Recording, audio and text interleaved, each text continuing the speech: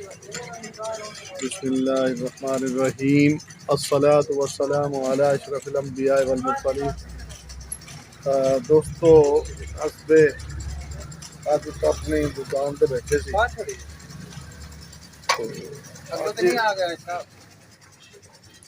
پھر اسی طرح ہی ایک بچی شدید گرمی دے وچ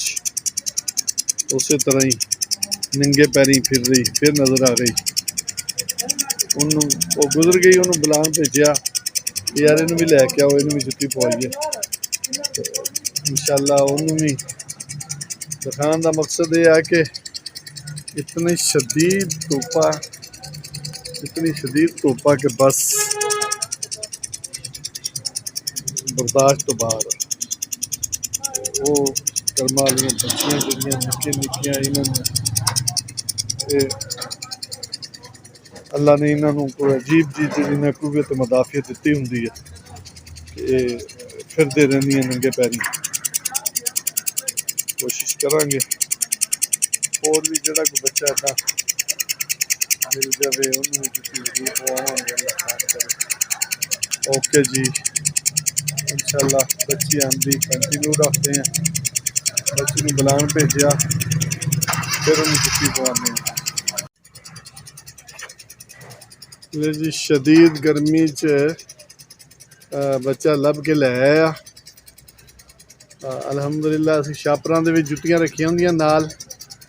آجا بچہ، آجا آجا آجا میرا بچہ، آجا آجا آجا آجا چلو آجا۔ تو ننگے پھردی رہنی، تینوں گرمی نہیں لگدی؟ تیری جتی ہے کوئی نہیں، ننگے پیری پھردی ہے، شدید گرمی، تیری جتی ہے ہی نہیں؟ اچھا اچھا اچھا، آ دیں یار کرسی اینو اتنے بٹھاؤ، بچی نو نکی نو لے اتنے بیٹھ بچہ، تیرے جتی پا کے دیکھتے ہیں انشاءاللہ، اللہ خیر کرے۔ جتیاں بچیاں والیاں کڈو یار،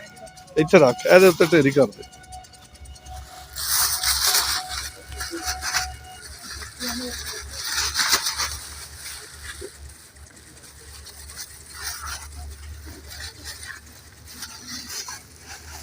چل بات چھوڑ دے، چل میرا بچہ کھڑا ہو، تیرے شور پوری آ گئی ہے نا، یہ تورے پوری آ گئی، بالکل پیر پوری ٹھیک ہے میرا ننگے نہیں، ٹھیک ہے ایک کچھ ہے، نہیں نہیں نہیں نہیں نہیں، اتنے بیٹھ اتنے بیٹھ اتنے بیٹھ، لہا ہوں دونوں نمبر دیکھن دے مینوں، چار یہ بھی لہا ٹھیک ہے بچہ، ایک کو نمبر آ، یہ ایک کا نمبر ہے۔ جے اندر تو چھوٹا دیکھنا ہے تو بات یہی ہے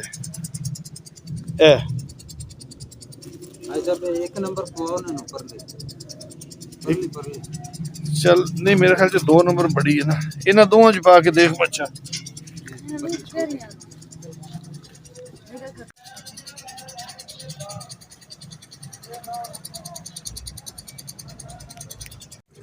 گل ہو رہی سی دوستوں کے کام جڑے ہوندے آ، چھوٹے چھوٹے کام، لیکن یہ اتنی غربت ہے سارے ملک دے وچ کہ حال تک تسی دیکھو کہ اتنی شدید گرمی سے چھوٹے چھوٹے بچے ننگے پاؤں پھر رہے روزی دی تلاش دے وچ۔ بظاہر ایک چھوٹا جہا عمل ہے، لیکن اللہ دی ذات پاک نو شاید یہی پسند آ جائے۔ کوشش کرنی چاہیے سانو جو بھی نیکی ملے انہوں حاصل کرنے دی کوشش کرنی چاہیے، کہ دیکھنا یہ چاہیے کہ اسی لوگ سائے تے بیٹھے بھی، اسی حسب معمول اپنی دکان تے بیٹھے کوشش کری دی، دیکھی دی یا بھئی کوئی یار ایسا بچہ، اکثر اتنا لاری اڈا ہے،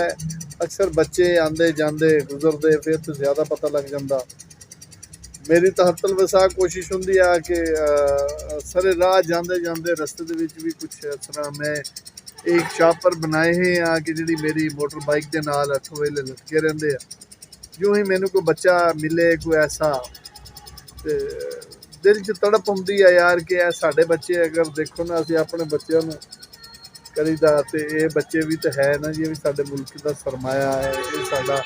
مستقبل ہے بس اللہ پاک اگے دعا ہے کہ اللہ پاک سب نوں اپنی حفظ و امان 'چ رکھی انہاں بچیاں نوں تندرستی والی لمبی زندگی عطا فرمائی اور دوستو اے کوشش کریا کرو یار سبسکرائب کر دیا کرو کچھ دیکھو دیکھی دیے نال دیا جلدا ہے اللہ پاک عالم اسلام دی خیر کرے اللہ پاک تمام کائنات دے وچ اپنی رحمتاں برکتاں عطا فرمائے اللہ پاک ساڈے اس علاقہ تھل دے وچ